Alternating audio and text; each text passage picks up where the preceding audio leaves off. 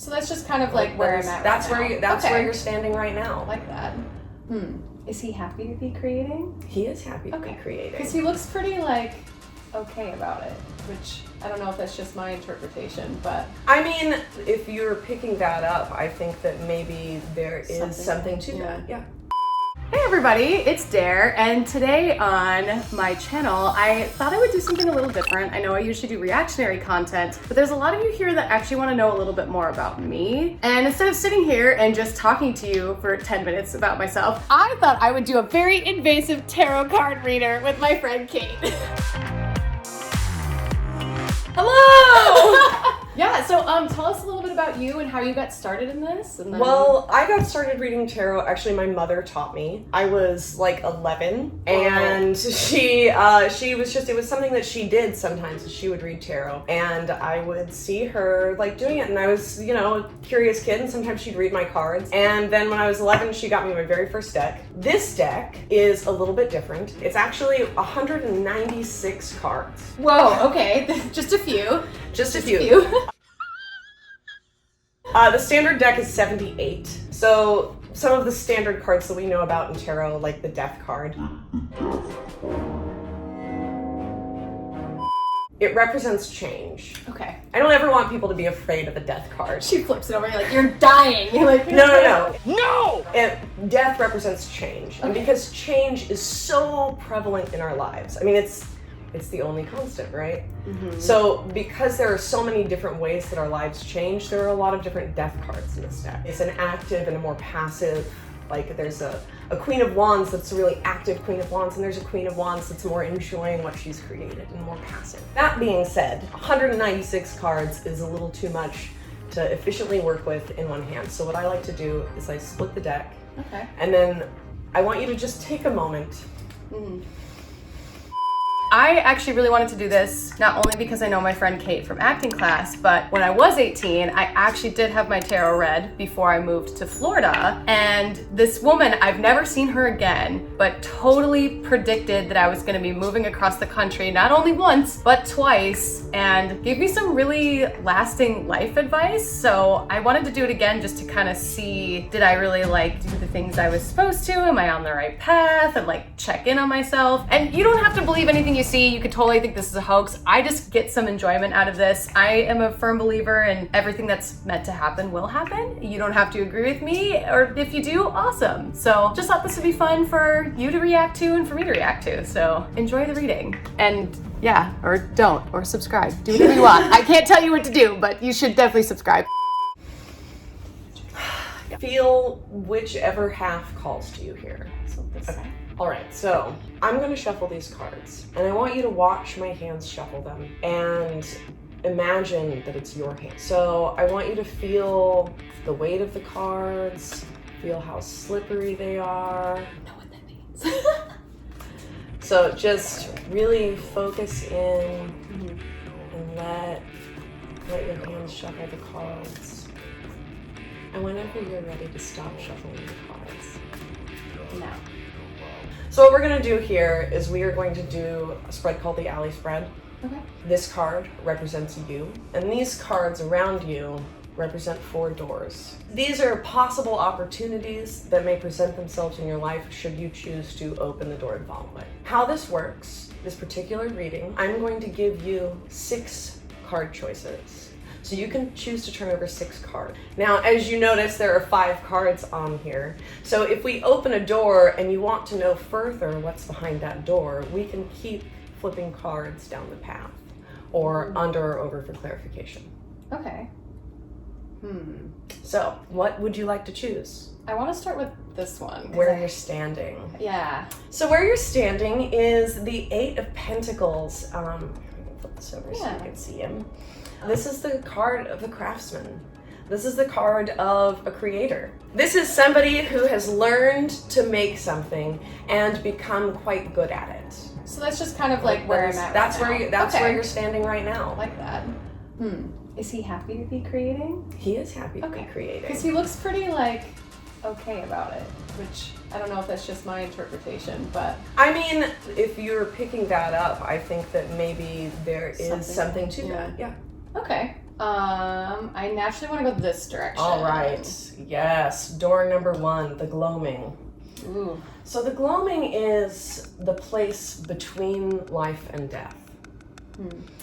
Of course, life being a constant and death being a change. So if you are getting the gloaming, it's a significant sign that you are feeling caught between two worlds. And also that you are worried potentially about an upcoming change. Again, death represents change. And anytime we're talking about death, we are very rarely talking about a literal death. We are almost always, 99% of the time, talking about a change that goes on. Because anytime we change, we do have to leave something old behind, you know? So this is really caught in between life and death here, is kind of caught in between something old and something new. You might be feeling either underwater or you might be feeling resistance. Would you like to turn over another card here? Or would you like Yeah. I like how you kind of knew too. Like, the star. So the star, there are 2 star cards in this deck. This one is the more traditional read. The star is hope and dream, but it also can maybe be a little head in the clouds. To see it come after the gloaming, though, tells me that once you push through this state of between life and death that you feel stuck in, you're going to be rewarded with something really bright and shiny on the other side. Okay. What about this one over here? So this, if I was going to pick out cards from the deck for you, actually this is one of them I picked for you. Oh my god. Okay, so this is the 6 of Cups. I really love this particular 6 of Cups. It is absolutely a call to celebration. It is, these little guys are apparently from Japanese mythology, and their purpose is to enjoy things. The 6 of Cups is calling you to revel, to enjoy, to live life to the fullest, and not to shy away from like your heart's desires. So to celebrate more. To celebrate more. Okay. I like that. I'm curious, let's do one more on the celebrating. This is going to be an interesting one. So here we have the tradition. I feel like coming after the 6 of Cups here, I think that you are ready to break from some kind of tradition. I think that there is some remnant of the past. Okay, this can show up in a really good way, and it can also show up, all of the cards have light and shadow elements. Are you perhaps involved in like a self cycle where you have a lot of fun and revelry, and then you follow it up with maybe some guilt about society's imposition and what people think or what what people think. There it is. Yeah. Okay, so that's that. So I think that it's time to examine that in yourself, because the universe wants you to have a good time. This is just as important a part of life as this is. Right. So it's maybe a good time. This may signify a really good time to like look at that in yourself and you know, be like, people are going to love me even if I go out and have a good time. I feel like the tradition for me is that I don't do that, you know? So maybe that's... Yeah. I'm curious, let's go down one more on that one, just because I just want to see what will come up. All right. I'll be like, party! Okay, so this is one of our death cards. This is the sowing death. It represents a change, a big change in our lives or in ourselves that then feeds into what grows next. One of the things that you will experience if you go down this path of like learning to love your joys more, that death, the death of that old tradition, is going to revitalize your life in a massive way. Okay, so you've had your 6 cards. Yeah. I am actually going to turn a 7th, and I'm going to turn Sky. Interestingly, this is also a death card. There's a lot of change. No, there's a lot of change going on in your life, and that's a good thing. So this is the riding death. This is a change that is complete in your life. Like, this is like a massive upheaval. Coming or happening? Coming. Oh, okay. Yeah. All of these things are things that you might be feeling their effects now, but they're things that you can step into. This is a massive change. And because I'm in control of this, wait, this was the one we were reading from. Because I'm in control of this, I'm also going to see what's after this change. The One of Cups. So cups are the suit of water and also the suit of our emotions and like our inner, they're one of our inner life things. So the One of Cups is a brand new emotional journey. This sweeping death card, he is signaling something that happens in your emotional life. There's going to be a big, massive change in your emotional life, or there's an opportunity to have, I guess I should say. And what comes after it is a new emotional life that is promising and full. What we're going to do now is, if you have something specific that you would like to ask about, now is the time. I've been pivoting from being like just a content creator into like really diving into acting more. Is that something that I'll feel really good about later in life? Like, is that something that I'll enjoy sitting into being an actor, or is content creation kind of where I belong? Excellent. That's a great question. Pick a deck. I want to go this one. Okay. Now.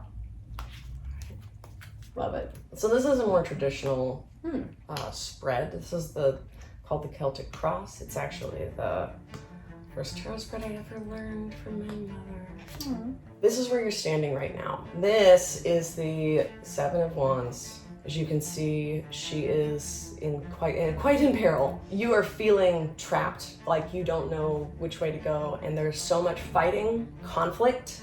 It's probably internal conflict and fighting. It's like victory is probable. Your victory over this conflict is quite assured. However, the battle is like wearing on you. And the winds that cross you are the Eight of Swords. And again, as you can see, there is an element of, I don't know which way to step. I feel like I am restricted and bound, and I can't see what's going on around me. She's in a mess. She's tied up. She's blindfolded, she can't see which way to go. There are all of these swords around her, all of these obstacles that could hurt her. But if she actually just stepped forward, she would be out of the swords. So you're having a lot of turmoil about this. Underneath you, this is what you're standing on. So this is a lesson that you've learned and you have taken into the core of yourself. You're stepping out of the Empress. This Empress has all of the traditional Empress things going on for her. Away from this empire, there is conflict. The Ace of Discs is the Ace of Pentacles. It is the beginning of a new financial journey. Great winds to have above you. What you are stepping into, the White Candle. The candle represents ritual in our lives. These three cards, this is our fears, this is our community opinion, and this is our hopes. So in your fears, here you have the Ten of Cups. This card is the epitome of like titties out, like let's get drunk, let's have a good time. For that to come up in your fears slot says that there is maybe something that you're worried about. Usually I think community opinion is what you're worried about. When something like this comes up in your fear slot, what I suggest is to like look into that. Is that fear holding you back? The star is, the dream that we're all hoping for. It's the guiding light. It is like the beautiful, shiny thing that we love. This one's interesting. The Hanged Man. So sometimes when we hear the Hanged Man, you're like, oh no, that sounds so bad. It's not. The Hanged Man is really a period of rest. Like he has the power to get himself out at any time. He's just chilling here. I like this card as well. It is, you can really see it in the cat. The cat is just chilling here, quite content. At any time the cat could move, but right now he's just resting. The final slot is our outcome slot. Is actually he's the patron card of this deck, but he is the energy that connects people. This is the guy that you meet unexpectedly, gives you the last piece of advice that you needed to make the final leap. This is somebody who connects you with someone who is important in your path. Here we have the Craftsman again. There is a significant potential for you to become incredibly burnt out doing what you're doing. I want to say that on the left-hand side of this reading, we have the content creation. And on the right-hand side of this, we have the acting. You know, like, you've done this and you created this and it is incredible, but are you enjoying being changed to it? The answer for you is to reconnect to what you love about your crafts. Reconnect to what you love about making content, and also reconnect to what you love about acting. All you need to do is step forward. Somebody is waiting with a handout. Yeah, I definitely feel like we got more clarity on it. Yeah. Yeah. All of this is working against what you want and what you hope for, which is, this is really the kingdom that you want to create. This is the more traditional star, and there's always like, a star can lead you astray. Oh no. You know, but you have to watch out sometimes. Right. But this star, it has led you to somewhere good. All of this to say, right now, things are tough. But all of these things are saying that you maybe need to be organized. Yeah. It definitely, it all feels like right in the same, like what I'm going through right now. So it's spot on. Interesting. Okay. Guess I better send a text message after this. Yeah,